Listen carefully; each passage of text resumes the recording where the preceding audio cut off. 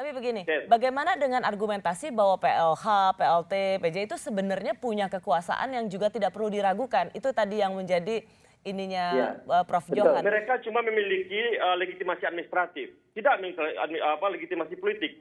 Sementara ketika dia berkoordinasi dengan DPRD, itu persoalan. Oke. Itu persoalan. Oh itu saya keberatan itu Mbak Rosi, Prof. nggak Johan. benar itu Dirjen Oda itu Mbak Rosi. Itu salah dia, Mbak Rosi. Silakan Prof. Johan. PJ itu kalau kepala daerah dan wakil kepala daerah berhalangan tetap kena habis masa jabatan, PJ menjalankan, memimpin penyelenggaraan pemerintahan daerah. Itu bunyinya, ya kan? Dan dengan demikian dia bisa membuat apa saja, ya. Nah, termasuk menetapkan APBD, memutasi pegawai, apanya yang harus konsultasi segala macam, ya kan? Jadi itu cuma dalih-dalih saja supaya pilkada tetap di bulan Desember. Saya kira itu cara pandang yang salah. Saya pernah menjadi PJ menggunakan Undang-Undang Nomor 16 tahun nomor 10 tahun 2016 ya, dan undang-undang sebelumnya. Yang saya tukang bikin undang-undang pilkadanya. Begitu Mbak Rosi. Baik, Pak Akmal Malik, Pak Dirjen. Ya. Jadi bagaimana cara pandang undang-undang yang berbeda? Padahal ini kan sesungguhnya harusnya beranjak dari acuan hukum yang sama. Mbak Rosi, tadi kan dikatakan Permendagri 74. Saya cuma klarifikasi, Permendagri 74 itu mengatur tentang PJS, bukan tentang PJ. Ini aja meluruskan itu saja. Gitu. Saya ikut. Kalau PJ itu diaturnya di 201 Undang-Undang 10 2016. Oke. Benar yang Prof. Jo katakan tadi, kewenangannya benar. Baik. Tapi konteks yang disampaikan oleh beliau adalah Permendagri 74, itu konteksnya adalah PJS. Tapi kita Mbak Rosi, ya nanti kalau misalnya pilkadanya ke 2021, yang kita angkat adalah PJ, bukan PJS. Ya, karena masa jabatannya habis. Jadi dia powerful, dia kuat, can do anything. Nah, jadi itu makanya saya curiga pemerintah ini mengada-ada, ya kan, bersama DPR tentunya.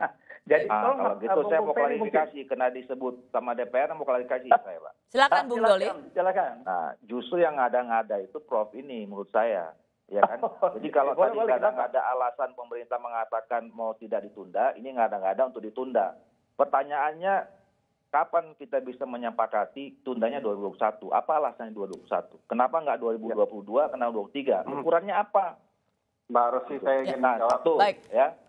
Yang kedua, tentu berbeda antara kepala daerah yang definitif dengan yang ditunjuk atau yang di-appointed, ya. Nah, kalau yang sekarang, ya, PJS ini kan ada batas waktunya. Gini.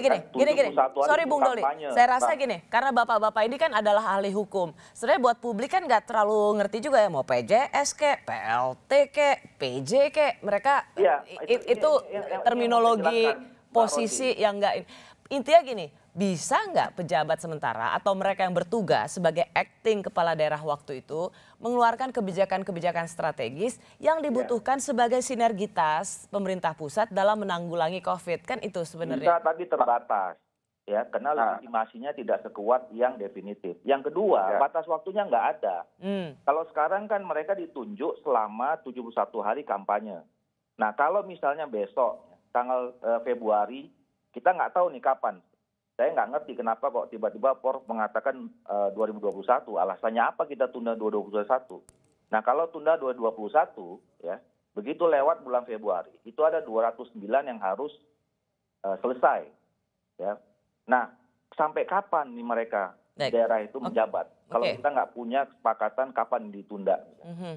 Nah, tentu itu berbeda situasinya. Apalagi sekarang harus menghadapi situasi COVID yang pasti dampaknya di tahun 2021 itu ekonomi, sosial itu makin besar. Bung Doli mengatakan bahwa kita nggak tahu sampai kapan karena ini juga akan mempengaruhi siapa acting pejabat atau siapa yang akan menggantikan pejabat yang saat itu akan berkampanye. Saya mau dengar Bung Ferry.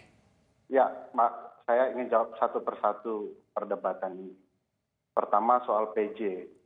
PJ dalam konsep hukum tata negara, hukum administrasi negara, dan itu sudah didalilkan di dalam Undang-Undang Pemerintahan Daerah dan turunannya, adalah pejabat yang diperuntukkan jika kepala daerah berhalangan tetap. Kalau sampai Desember nanti, masuklah kondisi di mana kepala daerah berhalangan tetap.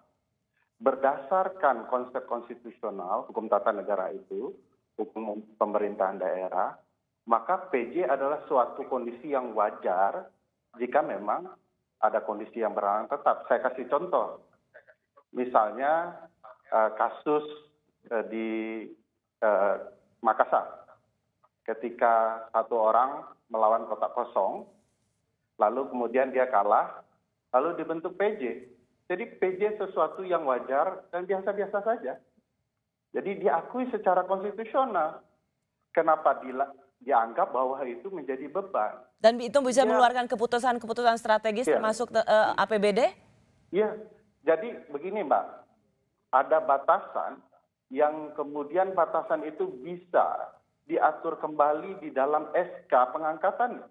Itu ada tradisi itu. Pak Jo itu isi SK dia menjadi PJ Gubernur Riau pada titik tertentu berbeda dengan SK PJ Gubernur yang lain berdasarkan problematika yang dihadapi di daerah. Jadi tidak selalu harus izin. Jadi kondisi itu sebenarnya sudah selesai secara bangunan konstitusional kita.